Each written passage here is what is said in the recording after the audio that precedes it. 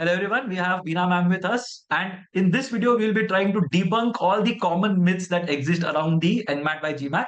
So in terms of it being for a particular institute or the level of difficulty of the test increasing or decreasing across the entire window, or there being a lot of different aspects that people don't know about, right? So there are a lot of myths that commonly float around, which kind of scare people or they make people slightly averse to taking the NMAT. So we will try to dispel all those myths in this video. So starting with the first myth, Veena ma'am, a lot of people think that there is no negative marking at the NMAT.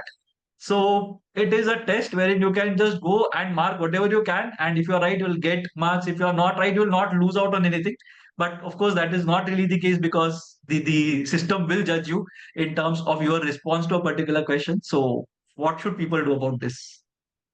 Okay, guessing does not get you a high score, is what I would say. So you have to prepare. And it's not so easy that you can go unprepared and crack the exam. Yeah. So, yes, there is no negative marking, which is a good advantage to candidates, but you can't take that to mean that the exam is easy. It isn't. Yeah, you Yes. need preparation. Uh, Negative marking is something that an adaptive exam never has, and it is detrimental to candidates. It does not boost your morale and confidence. Our exam helps you gain confidence, but preparation is still essential. Timing, time management, preparation is still essential for the exam. So, of course, as in because there's no negative marking doesn't mean that there's no penalty. There are two different things. People should realize that okay, if you attempt it very slowly and guess towards the end, it's not as if something that will help benefit you. So you have to time yourself well, as ma'am correctly mentioned. That is key to it. Do The other not thing leave that any do not leave any questions unanswered, because then the penalty clicks in. So you have to time yes, yourself so that you answer all the questions. And if yes, you are guessing, you may not get a high score if the guesses definitely. are incorrect. Of course. Yeah. Yeah. So, of course, you have to attempt all the questions. There is a very strong statement that is present in every time you take them, and it tells you that you have to attempt all the questions. Otherwise, you will be penalized. So, that is something that definitely everybody needs to keep in mind. The other aspect of aptitude tests in general, ma'am, if I were to just add to it, is that they are very engineer friendly. Now, I don't know why this perception comes. Maybe because there are a lot of engineers and a lot of people talking about something maybe makes it truer in the general sense. But a lot of people think that it is geared towards people from engineering backgrounds because of the presence of quantitative skills and logical reasoning. Even in terms of candidates, male candidates find it easier to crack these kind of tests because of the presence of maybe male leaders or people in management who are predominantly males, right? So I'm sure this is a myth that we would like to dispel. So anything you can add on this, Veena ma'am? So, yes, it is a myth. Um, we have 43% of female candidates taking our exam year on year. We have almost 75% non-engineers who took the exam last year. And over the years, it's been, I mean, 65, 66, 68. Last year was 75% non-engineers taking the exam. So it's a myth that only male candidates or engineers can crack the exam. If you are prepared, irrespective of what stream you are in, if you aspire to do an MBA, Mm. you can uh, appear for the NMAT and get a good score. So that is a myth. The next one that a lot of people think about is when should we take the test? So they believe that taking it later will just make it easier, or it will give them more time to prepare, and maybe their aptitude will suddenly change in a matter of a month or 45 days or so. But of course, we have seen with standardized tests that aptitude is something which remains more or less constant, doesn't change overnight. So I'm sure that this is a myth that a lot of people will be facing. So what do you have to say about that? So the thing is, when we in India, most exams are, set forms. Questions are set. If you remember, I mean, CBSE, Right. ICSE, okay, you have sets. Set A, set B, set C. One candidate gets A, the second candidate gets B, the third candidate gets C. Then there are chances of probably one set being set by, probably, I don't know. Okay, getting easier. This is not that. It's an adaptive exam. It adapts to the candidate's ability. It's from a pool of questions. Yes, when we were loft, there were this that every 15 days there is a window where the pool. So this myth is continuing. Okay, that there is a Right. window in which a set a set of pool Yes. questions is what is coming. So the later you give it, the you will get you because candidates will have experienced the questions your friends would have given, you give it later, Yes. you may get to know what is the questions. Now that's not true. Okay, Yes. even then we never had 15-day windows throughout. Today Yes. it's larger pools from which questions are drawn. Questions are drawn from your ability. These pools rotate and none of us know when they are rotating. Right. Yeah? Even we at GMAC don't know when they are rotating. Yeah. So this is a complete myth that you give it later, you will get better scores. The only reason why this myth is being propagated is because most of the exams happen towards end of November, December. So you're better prepared. Hence, take it then if you're planning to take an Yes. attempt. But the thing is, what if that attempt you don't do well? Then you've lost the chance of the two other attempts.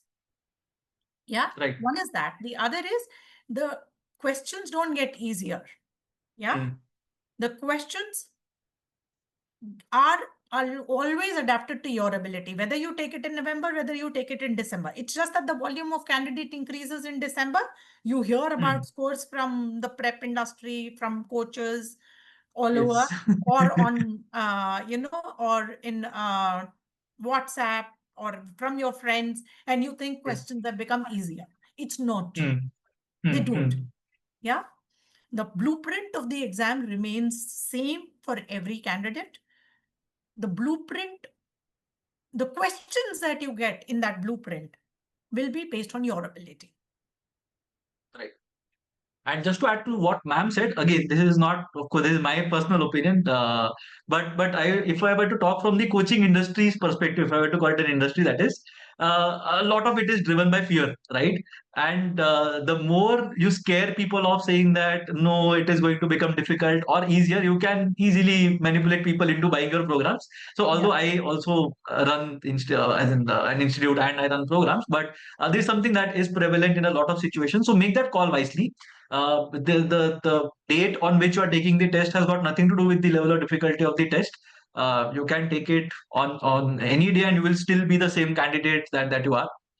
So that is something which is unique to the NMAT. So yes, please keep that in mind and don't get influenced by opinions. As ma'am said, WhatsApp, if you see a lot of scores, it doesn't mean that a lot of people have suddenly started scoring well, which they were not, would not have been able to otherwise. So that is definitely not the case. I can vouch for it as well. Having taken the NMAT on the first day for the last few years now, I can see that the difficulty is more or less the same. And just to add one more thing for our younger viewers who might not be aware of the pre-2020 era, like ma'am mentioned, it used to be conducted in please correct me if I'm wrong, ma'am, but it used to be conducted in a 75-day window, with each window being 15 days each, and used to get your scores at the end of the 15 days, something like that used to happen, because of which Yes. people thought that, okay, in these 15 days as well, I will take it on the last day.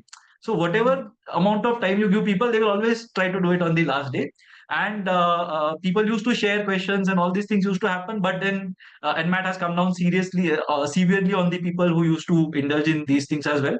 Even now, it is prohibited to discuss actual questions, although they may or may not repeat it in respect of that. But it is prohibited to discuss questions. So yeah, that is one reason because of which a lot of coaches who might not have updated information might still be propagating that bit that no, every 15 days it assumes a new identity or something, but it's not the case as well. Yeah. And So also, I want to yes. reiterate this. We are very, very stringent on prohibited practices. Any sharing of questions or scores or any prohibited practice conducted during the exam or after the exam, we send enough emailers to all our candidates on prohibited practices. Please do not indulge in them. There are people in India who say that, we can help you improve your scores. Please do not fall into their trap. if we get to know of any suspicious activity, we will ban you from taking the exam in the future. We will Right. not release your score. We will ban you from taking the exam. And we will inform the schools that this candidate has been banned by us. Hmm. So please do not indulge in such practices. And these are detrimental for you and your career. If you are using a crutch to clear an exam, what is the guarantee that you will succeed in your program or in life afterwards? Right. Spend money wisely, spend money on preparation, spend money on choosing the right college. Do not indulge in such practices. It is not the right way to start a career in management Hmm. where you want to become a leader in the industry in the future.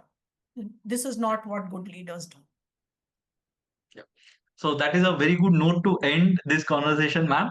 And as we mentioned, we try to dispel all the myths that people have when it comes to the NMAT. I'm sure there will be a lot more, but these are the ones that we have commonly come across, and these are the ones that are actually harmful to people. That so they should definitely not think about all these things. Whether it's regarding negative marking, because there is no negative marking doesn't mean that there is no penalty. Two different things.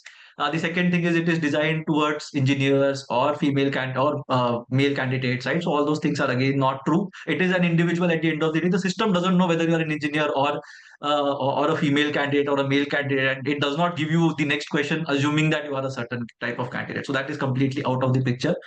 In terms of the kind of things that you're supposed to do, not supposed to do during the test, always make sure that you are conducting yourself in high regard. And of course, things will happen to you. It's not a function of when you are taking the test. So all these things we dispelled. So I hope all of you take note of these things and make sure that your test taking experience is much better. Now that you know all these things that people or all these myths that people believe in, and because you will not believe in those, you will definitely have an advantage when it comes to cracking the NMAT.